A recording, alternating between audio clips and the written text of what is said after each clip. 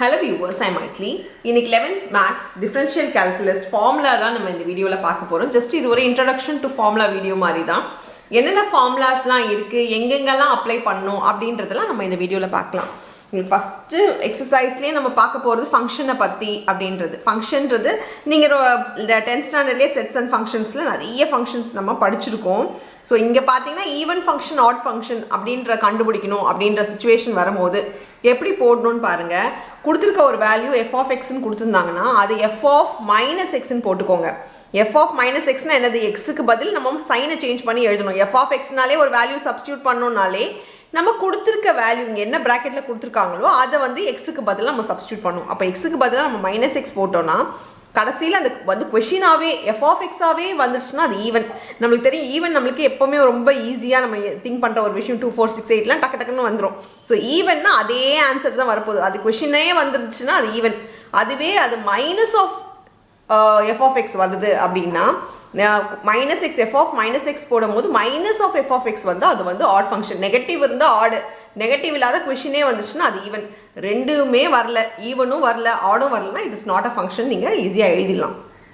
இப்போ modulus of a function அப்படின்னா modulus of a function f of x is equal to மாட்னா என்னது? Mod எக்ஸ்ன்னு எழுதியிருக்கேன். மாட்னா என்னது? உள்ள ப்ளஸ் இருந்தாலும் மைனஸ் இருந்தாலும் நம்ம என்ன எழுதுவோம்? ப்ளஸ்ன்னு மட்டும்தான் எழுதுவோம். ஆன்சரில் கடைசியில் பாசிட்டிவில் தான் வரப்போகுதுன்னு அர்த்தம். ஏன்னா உள்ளே எந்த சைன் இருந்தாலும் மாடை ரிமூவ் பண்ணும்போது நம்மளுக்கு என்ன பண்ணுவோம்னா அது வந்து அதே சைன் தான் போடுவோம். சாரி, ப்ளஸ் மட்டும் தான் போடுவோம். இப்போ டொமைன் இஸ் ஆர்னு கொடுத்தோம்னா ரேஞ்ச் கண்டிப்பாக பாசிட்டிவாக தான் வரப்போகுது. அப்போ நான் இங்கே பாருங்கள் க்ளோஸ்ட் இன்டர்வல் கொடுத்துருக்கேன். ஸோ 0 to இன்ஃபினிட்டிவ், அதாவது பாசிட்டிவ் வேல்யூஸ் வரப்போகுது அப்படின்றது தான் மாடுலஸ் ஃபங்க்ஷன். ஃபங்க்ஷனில் நிறைய ஃபங்க்ஷன் இருக்குது. கான்ஸ்டன்ட் ஃபங்க்ஷன், ட்ரிக்னோமெட்ரிக் ஃபங்க்ஷன்ஸ், நிறைய ஃபங்க்ஷன்ஸ் இருக்குது. எல்லாமே உங்களுக்கு தெரியுன்றதுனால நான் அது எதுவுமே எழுதலைங்க. உங்களுக்கு தெரியாத ஃபங்க்ஷன்ஸ் மட்டும்தான் இங்கே நான் அப்ளை பண்ணியிருக்கேன். இன்னொன்று சிக்னம் ஃபங்க்ஷன். சிக்னம் ஃபங்க்ஷன்னா f of x is equal to modulus x by x if x is not equal to 0. x is 0வா இல்லாத போது இது எப்படி இருக்கும்னா modulus x by x இருக்கும் அண்ட் 0வா இருந்துச்சுன்னா 0வா இருக்கும்.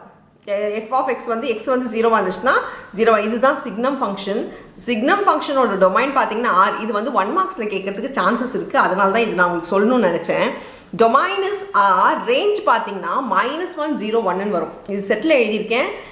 இது இன்டர்வல் கிடையாது, செட்டில் எழுதியிருக்கேன். -1, 0, 1. செட்டிலைக்கும் இன்டர்வலுக்கும் என்ன டிஃப்ரென்ஸ்னா இதுலேருந்து இது வரைக்கும் போகிறது இன்டர்வல். அதாவது 0லேருந்து இன்ஃபினிட்டி வரை எல்லா நம்பருமே சேர்க்கறது தான் இன்டர்வல்ன்றது. செட்டுனா இது மட்டும்தான், இதை தவிர வேறு நம்பர் கிடையாதுன்னு அர்த்தம். அதுதான் செட்டுக்கும் இன்டர்வலுக்கும் உள்ள வித்தியாசம். ஏற்கனவே நீங்கள் படிச்சிருப்பீங்க, இருந்தாலும் ஒரு ரீகலெக்ட் பண்ணுறதுக்காக தான் நான் திருப்பி சொல்கிறது. இங்கே ரேஞ்ச் பார்த்தீங்கன்னா -1, 0, 1. இதுதான் வந்து சிக்னம் ஃபங்க்ஷனுடைய ரேஞ்ச். மற்றபடி உங்களுக்கு மற்ற ஃபங்க்ஷன் கான்ஸ்டன்ட் ஃபங்க்ஷன் தெரியும். ஒரே நம்பர் இருந்தாலே கான்ஸ்டன்ட் ஃபங்க்ஷன். ட்ரிக்னோமெட்ரிக் ஃபங்க்ஷன் தெரியும். ட்ரிக்னோமெட்ரிக் ரேஷியோஸ் இருக்குது. எக்ஸ்போனன்ட் ஃபங்க்ஷன் தெரியும். எக்ஸ்போனன்ட் ஃபங்க்ஷன்னா பவர் இருக்குது.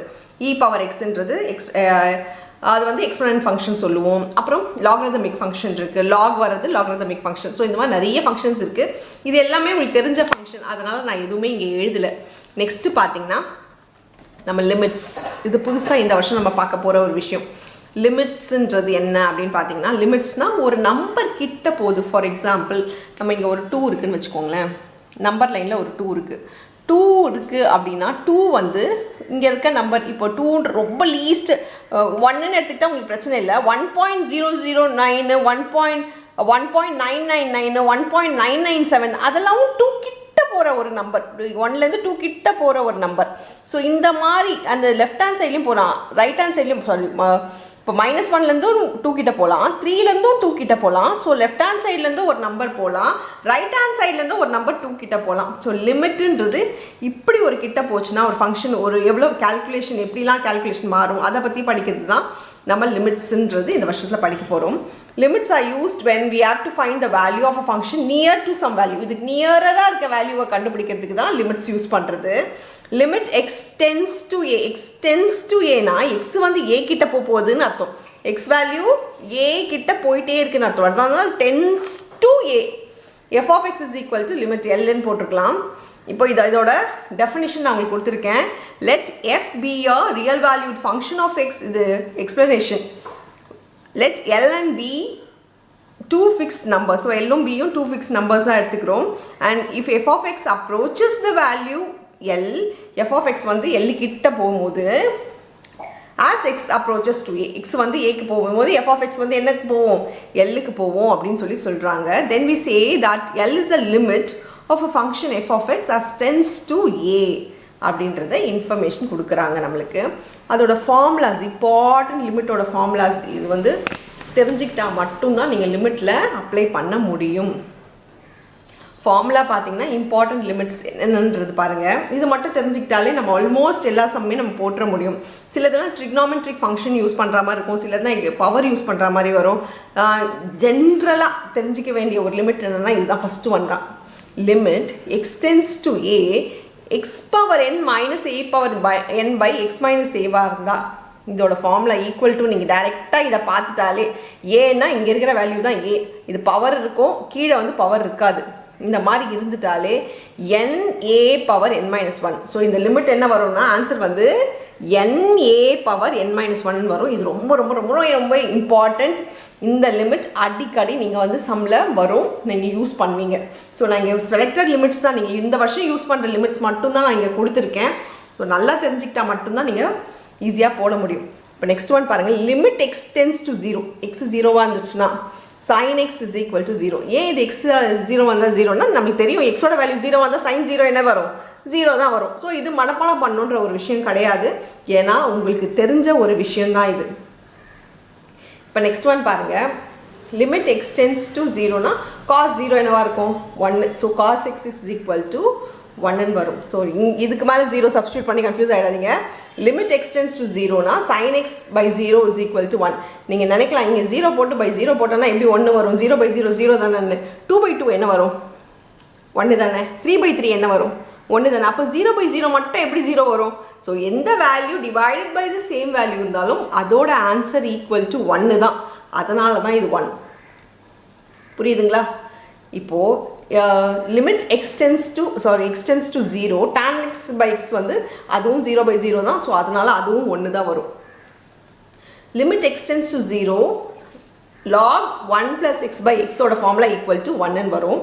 So log 1 plus x by x இங்கே இருக்கிற வேல்யூவே கீழே டினாமினேட்டரில் நம்மளுக்கு இருந்துச்சுன்னா that is equal to 1ன்றதை ஞாபகம் வச்சுக்கோங்க. இது வந்து ரொம்ப அப்ளை பண்ணுற ஃபார்முலாஸ் கிடையாது, பட் தெரிஞ்சிக்க வேண்டிய ஃபார்முலாஸ். நம்ம சம்ஸில் நிறைய இதெல்லாம் கேட்க மாட்டாங்க, பட் இருந்தாலும் நீங்கள் தெரிஞ்சுக்கோங்க. Limit x tends to 0, 1 minus cos x by x is equal to 0. Limit x tends to 0, x by sin x is equal to 1. Limit x tends to 0, x by tan x is equal to 1. So இதுதான் நீங்கள் லிமிட்ஸில் படிக்க போகிற formulas. இது நல்லா தெரிஞ்சுக்கிட்டிங்கன்னா போதும், நிறைய ஒன்றும் கிடையாது, ரொம்ப கம்மியாக இருக்குது. அழகாக நீங்கள் புரிஞ்சு படிச்சுக்கோங்க. அதே நேரத்தில் மக்கப்பாகவும் ரொம்பவே கிளியராகவும் இருங்க. லிமிட்ஸை பொறுத்த வரைக்கும் சால்வ் பண்ணிட்டு தான் வேல்யூ சப்ஸ்டியூட் பண்ணணும். இப்போ 0ன்றது எக்ஸுக்கு பதிலாக 0 போடுங்க, இங்கே 0 வருது அப்படின்லாம் உங்களுக்கு நான் சொல்கிறேன் இல்லையா. இன்கேஸ் இந்த சம்மில் நம்ம சால்வ் பண்ண முடியும் அப்படின்னா சால்வ் பண்ணிட்டு தான் எக்ஸோட வேல்யூவை சப்ஸ்டியூட் பண்ணணும். எக்ஸோட வேல்யூ எப்படி இருந்தாலும் சப்ஸ்டியூட் பண்ண போகிறோம். ஃபஸ்ட்டே சப்ஸ்டியூட் பண்ணக்கூடாது. ஃபஸ்ட்டு சால்வ் பண்ணவே முடியலன்னா சப்ஸ்டியூட் பண்ணலாம். ஆனால் ஒரு விஷயம் சால்வ் பண்ண முடிஞ்சால் சால்வ் பண்ணிட்டு தான் சப்ஸ்டியூட் பண்ணணுன்றத லிமிட்ஸை பொறுத்த வரைக்கும் ஞாபகம் வச்சுக்கோங்க. ரொம்பவே ஈஸி தான் இது. ரொம்ப அண்டர்ஸ்டாண்ட் பண்ணிவிட்டு இந்த ஃபார்முலாஸ் தெரிஞ்சாலே நம்ம லிமிட்ஸை ரொம்ப ஈஸியாகவே நம்ம போட்டு முடிச்சிடலாம். இப்போ நெக்ஸ்ட்டு பாருங்கள். நெக்ஸ்ட்டு லிமிட்ஸ் வந்து எக்ஸ்போனன்ஸ் ஃபார்ம்லேயும் லாகரிதமிக் ஃபார்ம்லேயும் பார்க்க போகிறோம். Limit x tends to 0, e power x is equal to 1. e power x ன்னு வந்துச்சுனாலே நம்ம 1ன்னு எழுதிக்கலாம். Limit x tends to 0, e power x minus 1 by x is equal to 1. So இந்த மாதிரி ஒரு value இருக்குது, இந்த பவர் வந்து கீழே இருக்குது அப்படின்னா இது ஈக்குவல் டு 1. சரி, இந்த மாதிரி இல்லைன்னா என்ன பண்ணுறது? இது கிட்டத்தட்ட இந்த மாதிரி இருக்குது, ஆனால் வந்து நம்மளுக்கு கரெக்டாக இது இல்லைன்னா நம்ம இந்த மாதிரி ஃபார்முக்கு வரா மாதிரி நம்ம வந்து இதை சால்வ் பண்ணிக்கணும். நம்ம எக்ஸே இல்லை, டிவைட் பை எக்ஸ் இல்லை, ஆனால் வந்து எனக்கு e பவர் x இருக்குது, -1 இருக்குன்னா இப்போ சம்மில் அந்த மாதிரி இருக்குது. ஆனால் டிவைடட் பை எக்ஸ் இருந்தால் தான் நம்ம ஈக்குவல் டு 1 போட முடியும். இல்லைனா நியூமரேட்டர் டினாமினேட்டர் எக்ஸை மல்டிப்ளை பண்ணிக்கோங்க, நியூமரேட்டர் வெளியே வச்சுக்கோங்க, டினாமினேட்டர் உள்ளே போட்டுக்கோங்க. இப்போ இது வந்து 1ன்னு எடுத்துக்கலாமா? ஸோ எவ்வளோக்கு எவ்வளோ ஈஸியாக சால்வ் பண்ண முடியுமோ அவ்வளோக்கு எவ்வளோ சால்வ் பண்ணிக்கோங்க. பண்ண முடியலையா, நியூமரேட்டர் டினாமினேட்டர் மல்டிப்ளை ஏதாவது பண்ணனா நம்மளுக்கு வந்து இந்த ஃபார்முக்கு கொண்டு வர முடியுமா அப்படின்றது திங்க் பண்ணுங்கள். அந்த மாதிரி வர முடியும்னாலும் நீங்கள் வந்து மாற்றிக்கோங்க. இப்போ நெக்ஸ்ட் பாருங்கள். Limit x tends to 0, a power x minus 1 by x is equal to log a base e. So இந்த மாதிரி ஃபார்முக்கு இருந்துச்சுன்னா இது நம்ம எப்படி எழுதலாம்னா log a by cன்னு எழுதலாம். அடுத்தது limit extends to infinity இருந்தால் 1 plus 1 by x the whole power x is equal to நம்ம டைரெக்டாக அதை ஈன்னு எழுதி முடிச்சிடலாம். ஸோ லிமிட்ஸோட டோட்டல் ஃபார்முலாஸுமே அவ்வளோதான். இது மட்டும் தெரிஞ்சாலே நம்ம வந்து சம்ஸை போட முடியும். நெக்ஸ்ட் பாருங்க அல்ஜிப்ரா ஆஃப் லிமிட்ஸ். அது என்ன அல்ஜிப்ரா ஆஃப் லிமிட்ஸ்? இன்கேஸ் லிமிட்ஸோட அடிஷன் சப்ட்ராக்ஷன் வந்தால் இந்த சம்ஸ் எல்லாம் எப்படி சால்வ் பண்ணுறது அப்படின்றது தான் அல்ஜிப்ரா ஆஃப் லிமிட்ஸ். இப்போ அல்ஜிப்ரா ஆஃப் லிமிட்ஸில் பாருங்கள் limit of sum of two functions if f and g are two function. F and ஜின்னு ரெண்டு ஃபங்க்ஷன் இருக்குது. அது வந்து எப்படி கொடுத்துருக்காங்கன்னா limit x tends to a f of x plus g of எக்ஸ்ன்னு கொடுத்துருக்காங்க. அப்படின்னா நம்ம லிமிட்டை எப்படி உள்ளே மல்டிப்ளை பண்ணுவோம், காமனாக இருந்தால் எப்படி உள்ளே மல்டிப்ளை பண்ணுவோம் இல்லையா, அந்த மாதிரி இந்த லிமிட்டையும் நம்ம உள்ளே தனித்தனியாக ரெண்டுத்துக்குமே கொண்டு போயிடலாம். இப்போ இங்கே என்ன வந்தது, limit extends to a f of x plus limit extends to a g of x. So லிமிட்ஸை பொறுத்த வரைக்கும் அப்படி ஞாபகம் வச்சுக்கிட்டாலே போதும். அடிஷன் நடுவில் ப்ளஸ் இருக்கா, லிமிட்டை தூக்கி ரெண்டுத்துக்கும் உள்ளே போடுங்க. சப்ராக்ஷனில் இருந்தால் லிமிட்டை தூக்கி உள்ளே போட்டுருங்க. மல்டிப்ளைல தனித்தனியாக இருக்கா உள்ளே போட்டுருங்க. டிவிஷன்லேயே ஒன்றா இருக்குது, அதையும் நம்ம தனித்தனியாக பிரித்து உள்ளே போட்டுற முடியும். ஸோ லிமிட்ஸை பொறுத்த வரைக்கும் ரொம்பவே உங்களுக்கு ஈஸி. எல்லா அல்ஜிப்ரிக் லிமிட்ஸை பொறுத்த வரைக்கும் நம்ம அப்படியே வந்து லிமிட்டோட வேல்யூவை உள்ளே போட்டுடணும். இப்போ டிஃப்ரென்ஸ்க்கும் அதுதான் உங்களுக்கு முன்னாடி சொன்ன மாதிரி தான். Limit x tends to a f of x minus g of x இருந்தால் limit extends to a f of x minus limit extends to a g of x. இப்போ ப்ராடக்டில் பாருங்கள், ப்ராடக்டில் limit extends to a f of x into limit g of x இருந்தால் limit extends to a f of x into limit extends to a of g of x ன்னு சொல்லி எழுதிடலாம். Quotient, அதாவது கோஷியன்ட்றது டிவிஷன்லேயும் limit extends to a f of x by g of x இருந்தால் தனித்தனியாக எழுதிக்கலாம். limit extends to a f of x by limit extends to a g of x நீங்கள் தனித்தனியாக இதை எழுதிக்க முடியும். இது வந்து இவ்வளோதான் லிமிட்ஸோடது. ஜஸ்ட் அந்த ஃபார்முலாஸ் தெரிஞ்சு அதை சால்வ் பண்ணி அப்ளை பண்ண தெரிஞ்சிட்டாலே போதும். லிமிட்ஸை பொறுத்த வரைக்கும் ரொம்ப ஈஸியாக முடிச்சிடலாம். இந்த விஷயன்றது உங்களுக்கு ரொம்பவே ஃபெமிலியர் ஆகிடும். ஏன்னா வந்து லிமிட்ஸில் எல்லாமே லிமிட்டுன்னு உள்ளே போட்டுட்டா போதும் அப்படின்ற ஒரு விஷயம் தெரிஞ்சுக்கிட்டாலே நீங்கள் ஈஸியாக வந்து லிமிட்டை வந்து முடிச்சிடலாம். நெக்ஸ்ட்டு பார்க்க போகிறது டிஃப்ரென்ஷியேஷன்.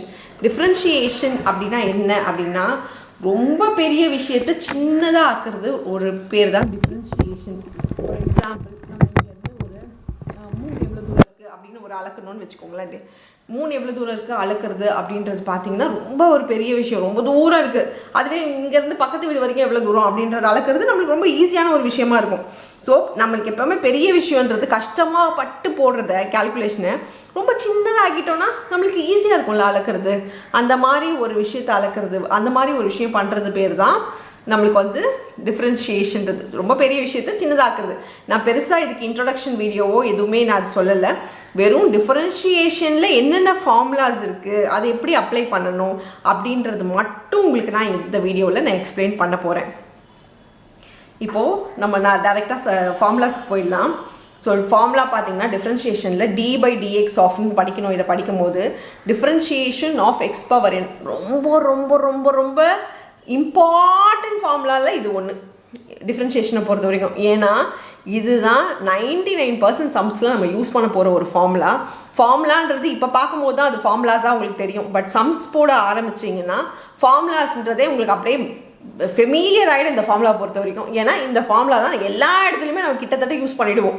எக்ஸ் பவர் சம்திங் வந்துட்டாலே, இல்லை ரூட்டில் வந்துட்டாலே, இல்லை நெகட்டிவில் இருந்துட்டாலே, பவரில் எது பவரே இல்லைனாலும் சரி நம்ம வந்து இந்த ஃபார்முலாவை இமீடியட்டாக யூஸ் பண்ணிவிடுவோம். ஸோ இந்த ஃபார்முலான்றது ஒன்று தெரிஞ்சுக்கிட்டிங்கன்னா எனக்கு தெரிஞ்சு ஒரு 5 ஃபார்முலாவா 6 ஃபார்முலாவை நீங்கள் படிக்கவே வேண்டாம்.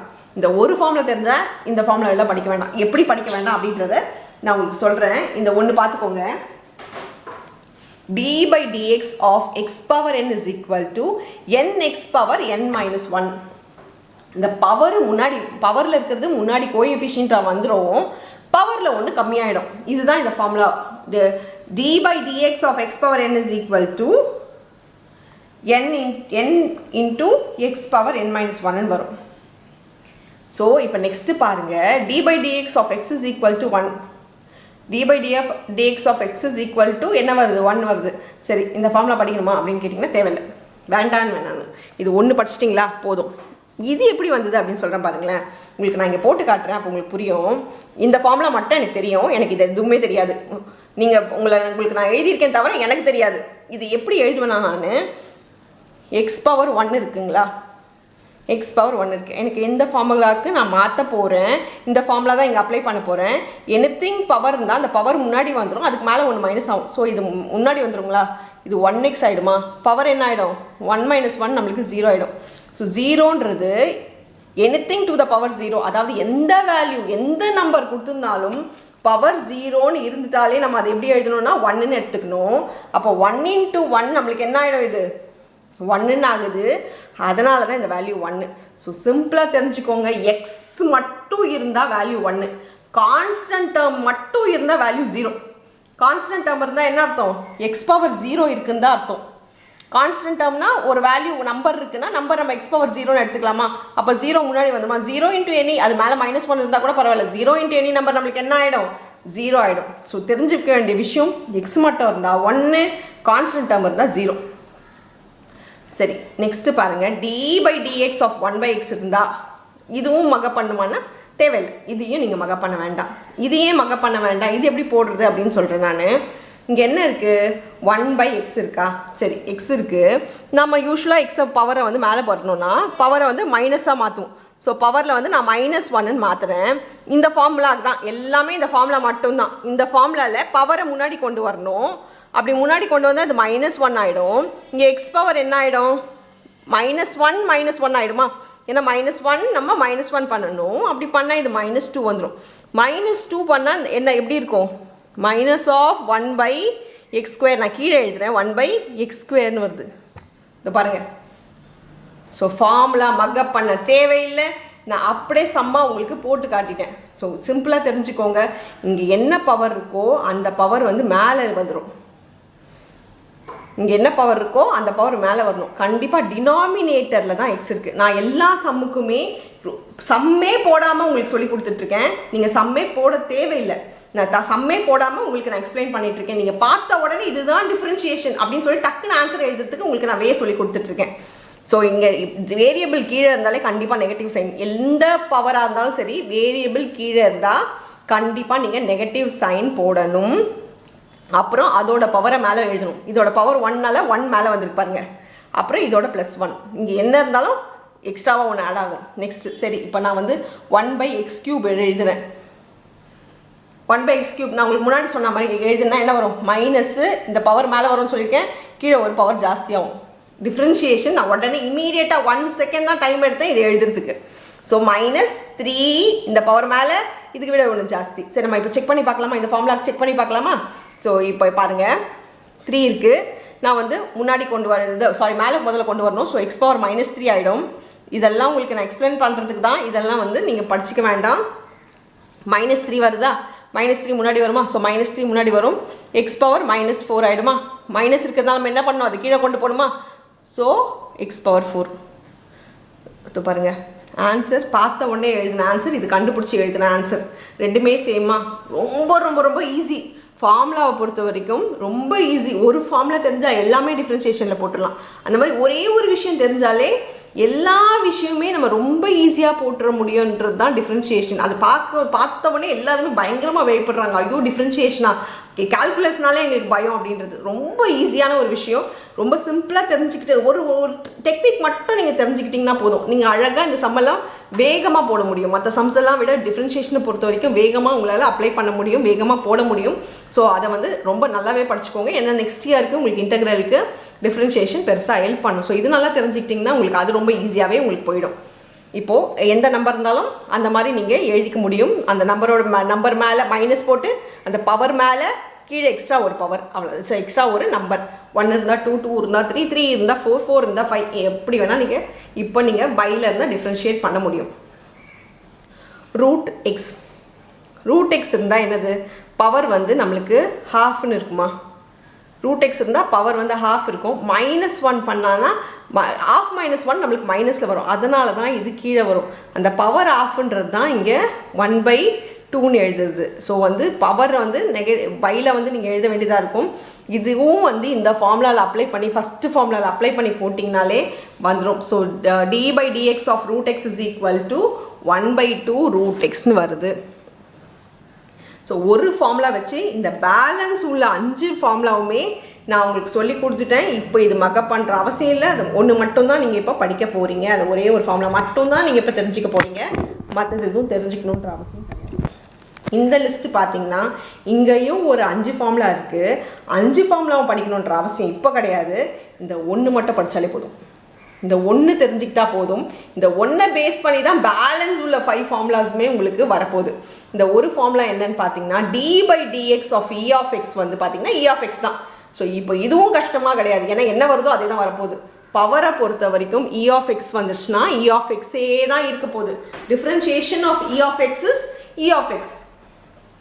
Differentiation of e of a of x is equal to e of ax னு வருது. என்னடா இது புதுசா இருக்கு, இப்பதான் படிக்கவே வேணாம் சொன்னீங்க, இது வேற மாதிரி இருக்கு. a of x இருக்கு, முன்னாடி திடீர்னு a வந்துருச்சு அப்படின்னா இப்போ எப்பவுமே என்னது பவர்ல இருக்கிறத டிஃபரன்ஷியேட் பண்ணிக்கோங்க. பவர்ல இருக்க டிஃபரன்ஷியேட் பண்ணா ax-க்கு என்ன வரும்? Power differentiation into total differentiation into power differentiation. Total differentiation பார்த்தீங்கன்னா e ஆஃப் பவர் என்ன இருந்தாலும் அதே வேல்யூ வரும்னு சொல்லிட்டேன். அப்படி தானே சொன்னேன் உங்களுக்கு. e ஆஃப் எக்ஸ் வந்துச்சுன்னா அதே வேல்யூ தான் வரும். e ஆஃப் 5 வந்தால் இங்கே என்ன வரும்? e ஆஃப் 5 தான் வரப்போகுது. e ஆஃப் 10 வந்தால் e ஆஃப் 10 தான் வரப்போகுது. e ஆஃப் -1 வந்தால் e ஆஃப் -1 தான் வரப்போகுது. ஸோ இங்கே என்ன வேல்யூ வருதோ பவரில் டிஃப்ரென்ஷியேட் பண்ணும்போது அதே வேல்யூ. அப்போ e of a of x வந்தால் e of a of x தான் இங்கே டிஃப்ரென்ஷியேஷனில் வரப்போகுது. ஸோ அதே வந்துருச்சா? இப்போ மேலே இருக்கிற பவரை வந்து டிஃப்ரென்ஷியேட் பண்ணால் என்ன வரும்? ax-ஓட டிஃப்ரென்ஷியேஷன் எக்ஸுக்கு உங்களுக்கு 1ன்னு சொல்லியிருக்கேன். செகண்ட் 1ல எக்ஸுக்கு 1 சொல்லியிருக்கேன். அப்போ ax-க்கு a into 1 a. So power differentiation into total differentiation. So inner function differentiation பேர் இதுக்கு. உள்ள இருக்கிற ஃபங்க்ஷனையும் டிஃபரன்ஷியேட் பண்ணணும், மொத்தமாகவும் டிஃபரன்ஷியேட் பண்ணணும். எப்பவுமே டிஃபரன்ஷியேஷன் அப்படிதான். நிறைய வேல்யூஸ் இருக்கு, ஒன்று இல்லாமல் நிறைய இருக்கு அப்படின்னா தனித்தனியாக ரெண்டுத்துக்குமே டிஃபரன்ஷியேட் பண்ணணும். மொத்தமாக ஒரு டிஃபரன்ஷியேஷன், அப்புறம் பவரில் மட்டும் இருக்கிறத ஒரு டிஃபரன்ஷியேஷன் பண்ணணும். அதனால தான் இங்கே நம்ம இப்படி பண்ணியிருக்கோம். ஸோ இதுவும் படிக்கணுன்ற அவசியம் இல்லை. e ஆஃப் எக்ஸ் தெரிஞ்சால் போதும். ஸோ இன்னர் ஃபங்க்ஷன் டிஃபரன்ஷியேஷன் ஒரு தடவை பண்ணுவோம், மொத்தமாக டிஃபரன்ஷியேஷன் ஒரு தடவை பண்ணுவோம். இப்போ நெக்ஸ்ட் பாருங்க, d/dx of e of ax plus b இருக்கு. பவரில் வந்து e of ax plus b இருக்கா உங்களுக்கு சொன்ன மாதிரி மொத்தமாக ஒரு டிஃபரன்ஷியேஷன். மொத்தமாக டிஃபரன்ஷியேஷன் வந்து e of a power x. ஏன்னா ex வந்தா e பவர் x வந்தா அதே தான் வரும். அதனால அப்படியே எழுதிக்கிட்டேன். இப்போ மேலே இருக்கிறது மட்டும் டிஃபரன்ஷியேட் பண்ணணும். மேலே இருக்க டிஃபரன்ஷியேஷன் இன்னர் ஃபங்க்ஷன் டிஃபரன்ஷியேஷனில் என்ன பண்ணணும்? ax-க்கு உங்களுக்கு தெரியும் a மட்டும் தான் வரப்போகுதுன்னு. கான்ஸ்டன்ட் டேர்முக்கு 0. அப்போ மறுபடியும் இதுக்கு பதில் என்ன வருது?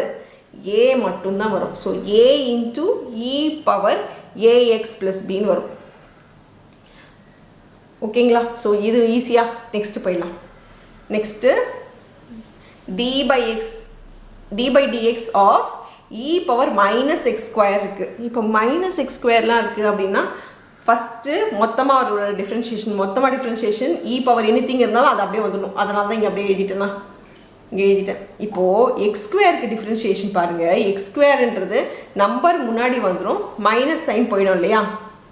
நம்பர் எப்போவுமே முன்னாடி வந்துடும். பவர் x² மட்டும் இருக்குன்னா first formula x power n இருந்தால் nx பவர் n - 1. ஸோ இது நம்பர் முன்னாடி வந்துடும். -1 பண்ணால் இது என்ன ஆகிடும்? x மட்டும்தான் இருக்கும். So 2x. அதனால தான் இது 2xன்னு வருது. இப்போ நெக்ஸ்ட்டு பாருங்கள், d/dx of a power x இருக்குது. a பவர் x இருந்தால் இதுக்கு ஒரு டிஃப்ரென்ஷியேஷன். இதுக்கு differentiation a power x, e power x-க்கு தான் e power x. But a power x-ன்றது log a base e-ன்னு எழுதணும். ஸோ இதோட டிஃப்ரென்ஷியேஷன் பார்த்தீங்கன்னா log a base e. So a power x into log a base e-ன்றது நீங்கள் இது தெரிஞ்சுக்கோங்க. இந்த ஃபார்முலாவுக்கு நீங்கள் தெரிஞ்சு வச்சுக்க வேண்டிய ஒரு ஃபார்முலா தான் இது. e பவர் x கிடையாது, இது a power x. e power x வேறு, a பவர் x வேறு. ஏன்னா அது எக்ஸ்போனன்ட் பவர் xன்னு அர்த்தம். இது a பவர் x போது ax log a base e-ன்னு வரும். இப்போ நெக்ஸ்ட் ஃபார்முலாஸ் பாருங்கள்.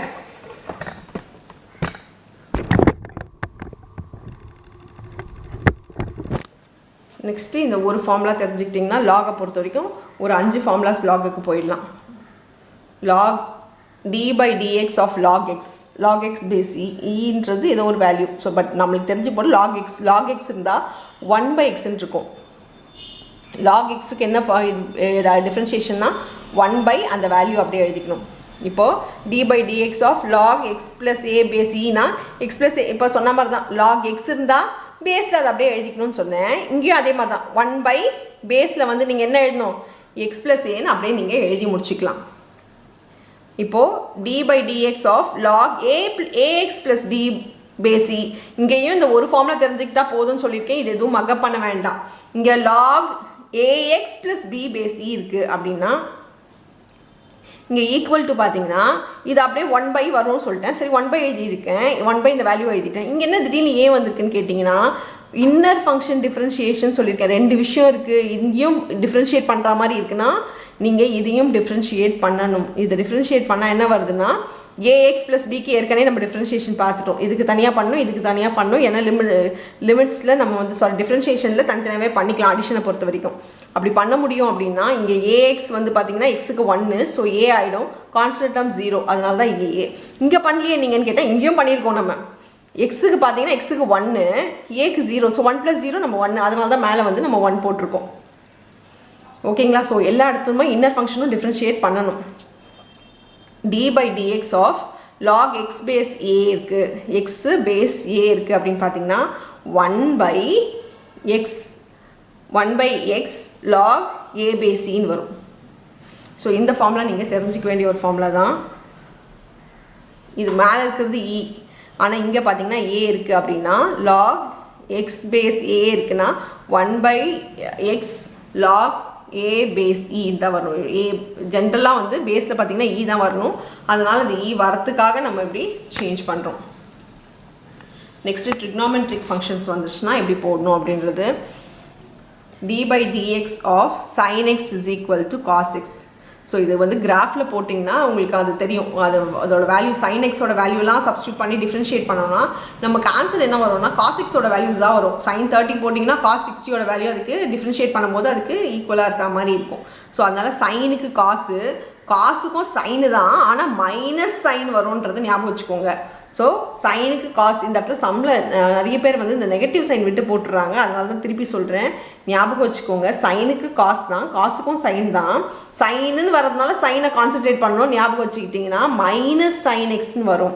இதோட வேல்யூ சப்ஸ்டியூட் பண்ணால் டிஃப்ரென்ஷியேட் பண்ணால் இது எப்படி வருதுன்னா இதோட நெகட்டிவ் சைனோட நெகட்டிவ் வேல்யூஸாக நம்மளுக்கு வருது. அதனால தான் அதுக்கு மைனஸ் சைன் எக்ஸ்ன்னு வருது. ஆனால் டேனுக்குலாம் பார்த்தீங்கன்னா டேனுக்கு ஸ்கொயர் வரும்ன்றதை ஞாபகம் வச்சுக்கோங்க. tan d by dx of tan x is equal to secant square x. So இது பார்த்தீங்கன்னா நம்மளுக்கு secant square xன்னு வருது. d by dx of cot x பார்த்தீங்கன்னா minus cosecant square xன்னு வருது. So d by dx of cot x is equal to minus cosecant square x. d by dx of secant x பார்த்தீங்கன்னா which is equal to secant x tan x. இதோட differentiation வந்து secant x tan x. d by dx of cosecant x is equal to minus cosecant x into cot x. So இவ்வளோ தான் differentiation. இதை மட்டும் தெரிஞ்சுக்கிட்டாலே differentiation விஷயன்றது ஒரு ரொம்பவே easy sums தான். நீங்கள் எல்லாமே ரொம்ப ஈஸி கான்செப்ட் மட்டும் இது இப்படி தான் போடணும்னு தெரிஞ்சுக்கிட்டாலே ரொம்ப ஈஸியாக நீங்களே எல்லா சம்ஸுமே வித்தவுட் ஹெல்ப் நீங்கள் போட்டுடலாம். இப்போ நெக்ஸ்ட்டு ரூல்ஸ் ஆஃப் டிஃப்ரென்ஷியேஷன் எப்படி ஃபாலோ பண்ணணும், டிஃப்ரென்ஷியேஷன் எப்படி போடணும் அப்படின்றது தான் நம்ம இப்போ பார்க்க போகிறோம்.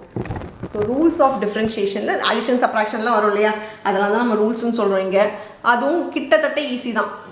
அடிஷன் சப்ராக்ஷனை பொறுத்த வரைக்கும் அதே மாதிரி தான். நம்ம லிமிட்ஸில் எப்படி பார்த்தோமோ அடிஷன் சப்ராக்ஷன் வந்து ஈஸி தான்.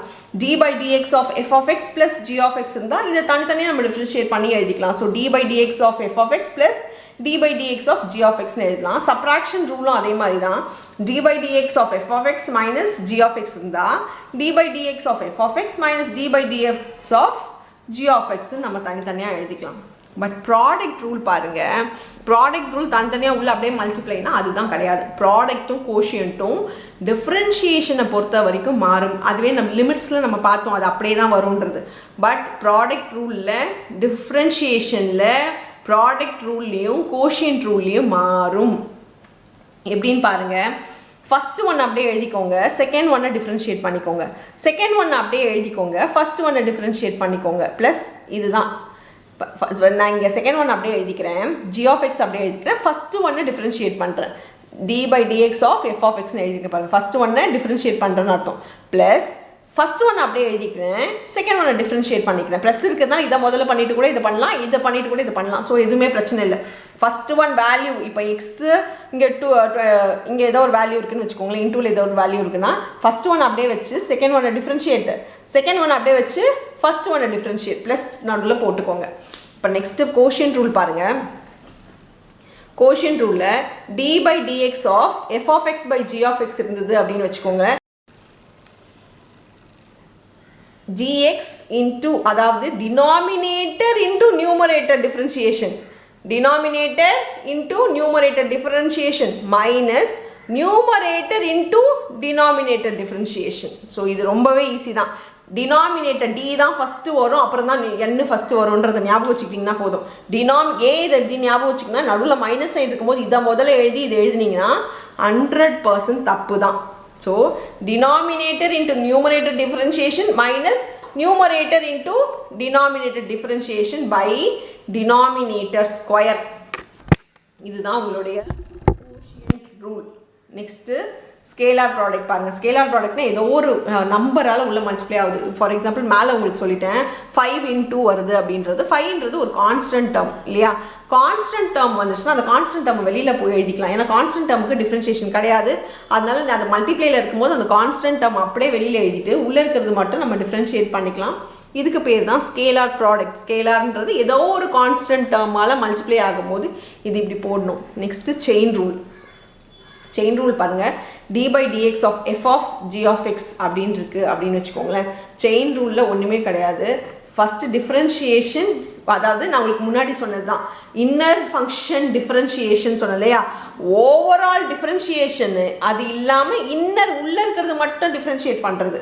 ஸோ இதுதான் செயின் ரூல். ஓவரால் டிஃப்ரென்ஷியேட் பண்ணணும், இன்டூவில் இன்னர் ஃபங்க்ஷன் டிஃப்ரென்ஷியேஷன் மட்டும் பண்ணணும். உங்களுக்கு அங்கே முன்னாடியே சொன்ன ஒரு விஷயம் தான். இங்கே அது பேர் என்னென்னா ஸ்பெசிஃபிக்காக அதோட பேர் செயின் ரூல்னு சொல்லுவோம். ஸோ இங்கேனா ஒரு இடத்துல நீங்கள் இந்த ரூல்ஸை ஃபாலோ பண்ணுறீங்கன்னா, நீங்கள் ஃபார் எக்ஸாம்பிள் அடிஷன் பண்ணுறீங்க, ஏதாவது ஒரு இடத்துல ஸ்கேலார் ப்ராடக்ட் யூஸ் பண்ணுறீங்கன்னா இது scalar product rule, chain rule அப்படின்னு சொல்லிட்டு ப்ராக்கெட்டில் எழுதிக்கோங்க. அப்போ உங்களுக்கு தெரியும், ஓகே நீங்கள் இந்த தான் இங்கே பண்ணுறீங்கன்றது கரெக்ட் பண்ணுறவங்களுக்கு டீச்சர்ஸ்க்கு புரியும். ஸோ இதெல்லாமே நீங்கள் தெரிஞ்சுக்கிட்டாலே லிமிட்ஸும் டிஃப்ரென்ஷியேஷனும் உங்களுக்கு ரொம்ப ஈஸியான ஒரு விஷயமா இருக்கும். அவ்வளோதான் இந்த வீடியோ. தேங்க்யூ.